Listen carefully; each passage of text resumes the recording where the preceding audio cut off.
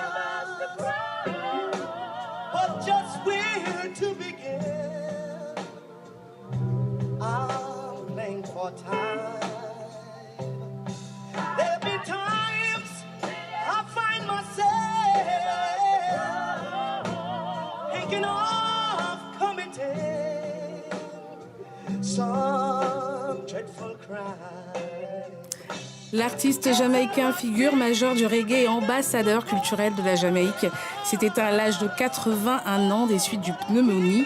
La musique de Jimmy Cliff a dépassé les frontières jamaïcaines.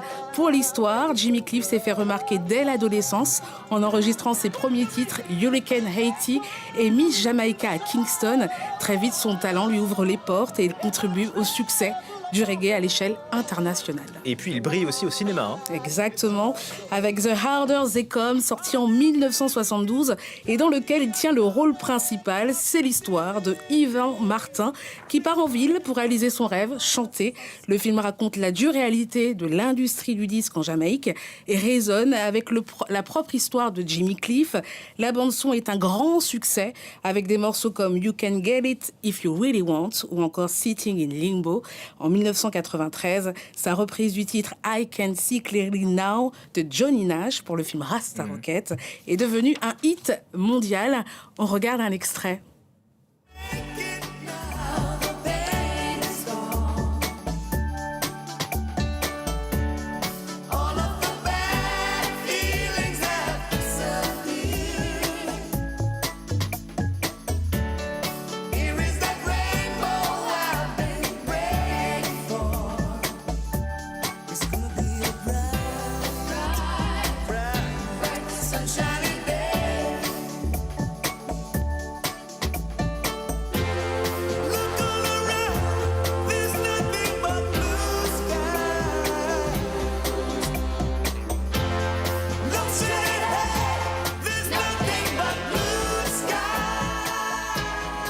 Jimmy Cliff qui adorait également les collaborations. Exactement, notamment dans les années 1980 avec les Rolling Stones sur leur album Dirty Work, mais aussi Kool and the Gang, Sting, côté français. Il a collaboré avec Yannick Noah sur le titre Take Your Time et Bernard Lavilliers avec Mélodie, Tempo, Harmonie. Jimmy Cliff, c'est plus de 40 albums. Il a obtenu 2 Grammy Awards pour le meilleur album reggae en 1986 avec Cliffhanger et en 2013 avec l'album Rebirth. En 2010, Jimmy Cliff avait été intronisé au Rock and Roll Hall of Fame. Il fait aussi partie des rares musiciens à avoir reçu l'ordre du mérite jamaïcain. Jimmy Cliff, c'est plus de 50 ans de carrière avec des titres forts qui prônent l'amour, le respect, l'humanité. On l'écoute à ce sujet. La musique a toujours joué un rôle essentiel dans le changement du monde. Pourquoi ? Parce que la musique est le langage universel.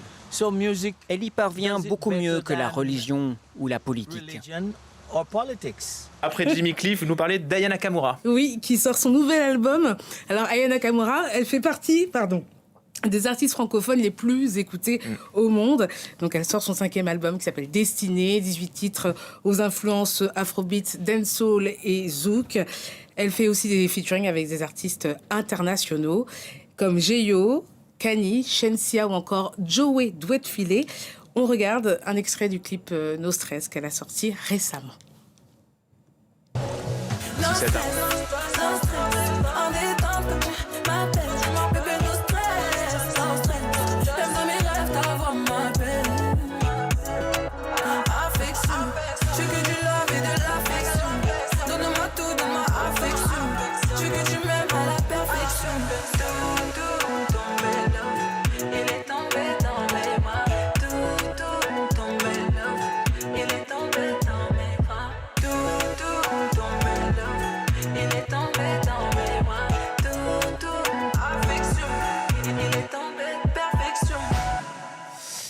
Yana Nakamura qui sera également sur scène, premier Stade de France le 31 mai. On termine avec votre invité du jour. Il s'appelle Arnaud Dolmen, il est batteur guadeloupéen. Et il y a quelques mois, Arnaud Dolmen recevait le trophée du meilleur artiste instrumental de l'année aux Victoires du Jazz. C'est le premier artiste guadeloupéen à obtenir cette distinction.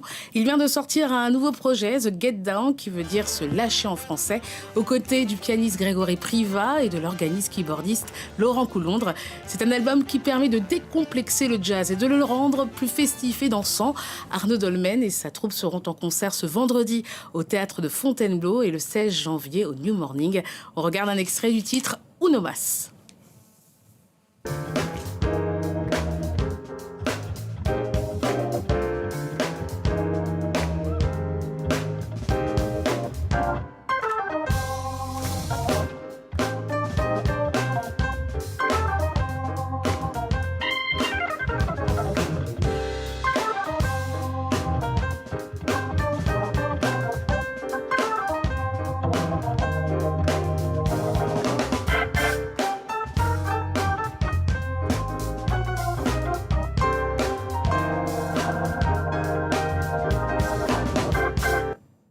Merci infiniment, Délia Collinet, pour votre bonne humeur, votre fraîcheur et ces découvertes.